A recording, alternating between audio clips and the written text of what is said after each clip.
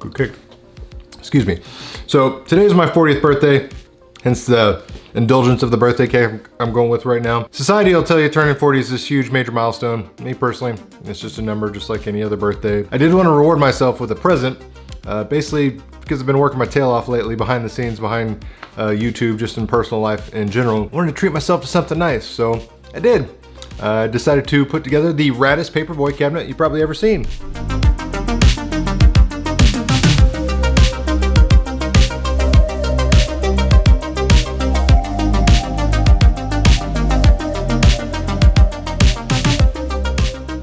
So yeah, I did a thing. This is, for all intents and purposes, a brand new scratch-built paperboy arcade cabinet. Cabinet is made out of MDF, 3/4 inch, nothing fancy, you know, just the cheap stuff you find at Lowe's. For the dimensions and everything, it's pretty much 1-to-1 to an exact replica of paperboy, just a little bit thinner profile because it doesn't need to be as deep because I don't have a CRT monitor in here. Purists are gonna be like, LCD, but this is a Dell 2007 FP 20-inch 4:3 aspect ratio LCD. Got a little mini PC inside, which is beyond overkill to run paperboy. It doesn't need, you know, a lot of power to emulate, but throw on scanline generator and bada bing, bada boom, you got essentially a high resolution, you know, paperboy monitor for pennies on the dollar, so to speak. Custom artwork, Rad theme, designed by Rick Olenhope. If you haven't seen the movie Rad, you're missing out. It's very near and dear to my heart. You know, a classic 1980s BMX movie. It's super cheesy by today's standards, but I love it. I've been fortunate enough to meet Bill Allen, the star of the movie, Crew Jones, several times. In fact, he's, you know, autographed my Rad BMX jersey, and I've got, you know, multiple copies of the movie on DVD and Blu-ray, and just I love the movie. It's cheesy, but I love it to death. And, you know, it's just part of, you know, 80s and 90s culture, is growing up and riding your bikes with friends, you know, before social media ruined everything and everyone became hermetized behind screens and never got outside and played and enjoyed their life. But, you know, wanted something special, wanted a paperboy cabinet. I always refuse to pay the stupid prices they go for now. It's a great game. It's not a $4,000 great game, which is kind of like the market value in today for a paperboy arcade.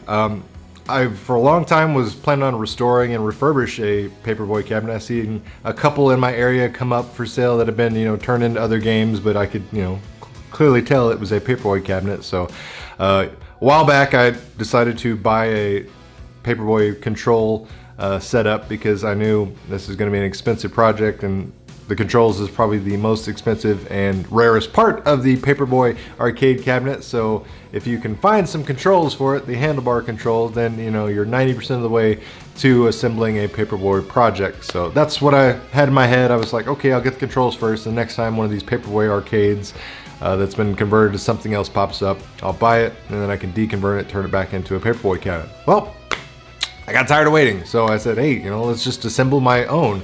And me being the guy that never wants to do anything on the nose and exactly as it should be, and, you know, like I said, the purists absolutely hate me in the arcade world because I don't do things the way they do it. It pays homage to this, you know, obsession I have with this cheesy movie, but, you know, it's the way I wanted it. Like I said, custom artwork, top to bottom, control panel, everything. I chose to do a couple things differently. You know, so we got bright baby blue T-molding, goes with the artwork, goes with the theme. Got rid of the old stock, you know, handlebar grips, these Hunt Wild ones that would come.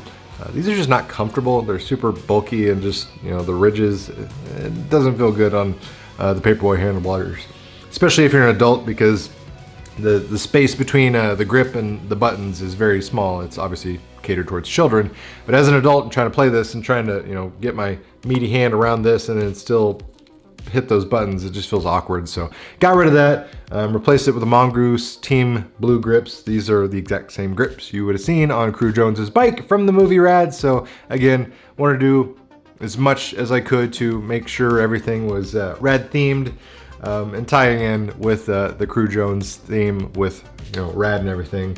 Had to do a lot of, you know, rebuilding on the handlebars. The ones I had, you know, set up in storage for a long time, obviously they got used and abused in the arcades for many decades, as any paperboy arcade has been, because it's too tempting for children to just go up there and go crazy on the handlebars. So those things are always, you know, beat to heck. So Once I disassembled it and started rebuilding everything, I noticed inside, you know, some of the cog teeth had already chipped off and broken. Luckily, there's companies out there that make reproduction of the little cog wheels, so got some of those.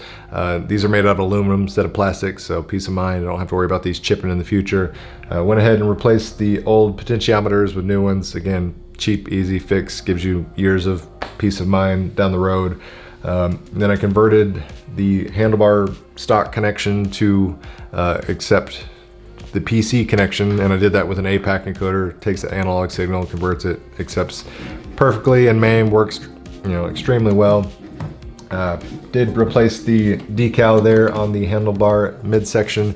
The one I had, you know, it was fine, but it had a little chip in the back, and I'm like, if I'm gonna do everything brand new and shiny, why not, you know, replace the $10 decal in the middle? So obviously did that, and last bit of like show, if you will, got these sections and the handlebars itself chromed. So the original, you know, just that dull dark gray.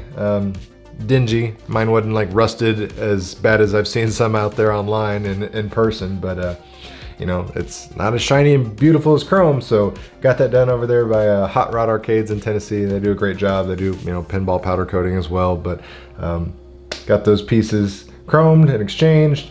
Did the decal around the bezel from Escape Pod. Made sure to do it. They have a version where it like kind of protrudes a little bit, so you see corners of these paper like overlap the screen. I just thought it was different. It doesn't, you know, affect the view of the monitor, and not enough to detract your gameplay. Still not sure if I love it yet. I made two bezeled shrouds for this one. That's just traditional black, but you know, time will tell if I stick with this. I go back to traditional black, or if I cut out the cutouts, if you will. But I like it. It's got, you know, newspaper headlines from things that were, you know, topical at the time of Paperboy when it came out in, you know, the 80s. So little things like that I just think are a nice little touch. Got a USB speaker set up in the back connected to the mini PC. Got, you know, launch box, big box set up to where I got a user interface that's easy to use. I'm playing a few games besides Paperboy, not a whole lot. Obviously, I don't want this to be some kind of goofy multicade where you got buttons and all this stuff going on. I just wanted stuff that made sense for the control setup. And obviously, not a lot of games are gonna be ideal for the Paperboy handlebars, but yeah, Paperboy 2, the console version, great, you know, great follow-up. Plays almost identical to the original arcade here. Things like Super Hang-On plays really well with those handlebars. And then there's the Video Kid, which is basically a PC game created in the vein of Paperboy. Paperboy on steroids. It's really fun, 80s themed, kind of blocky, Minecraft-esque graphics, but it's super fun and rad, and it goes so well with this cabinet. So overall, like I said, this is a birthday present to myself. I wanted something special. I wanted it to be unique. I didn't want it to be like everybody else's machines out there. It's not going to be everybody's cup of tea, but at the end of the day, I don't really care. That's my cup of tea, and this is my Rad Paperboy. So hope you enjoyed it. Guys, let me know your thoughts and opinions. Do you like the movie Rad? Do you like the game Paperboy? Have you ever even played it with the appropriate controls?